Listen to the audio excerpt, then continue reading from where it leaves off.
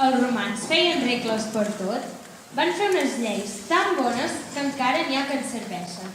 I nosaltres parlem en llatí, parlem en català, que és una llengua filla del llatí, com el castellà, el francès, l'italià, el portuguès, el romanès també.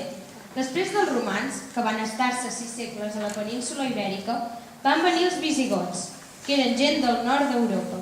No els vam tenir gaire temps entre nosaltres, perquè els sarraïns els van treure. Però uns altres homes del nord, els francs, van començar a empènyer els sarraïns per fer-los fora. Els francs van donar a les nostres terres uns nobles senyors, uns comtes, que les administraven. Un d'aquests comtes va formar una família que governaria Catalunya 500 anys seguits. Era el comte de Barcelona, Guifré, anomenat el Pilós, perquè, segons sembla, era molt pelut. Diuen que la bandera catalana va ser donada a Guifré pel seu sobirà, el rei de França, Carles el Calb. El comte havia estat ferit en una batalla i el rei li va oferir una recompensa. En Guifré va demanar una bandera perquè no en tenia.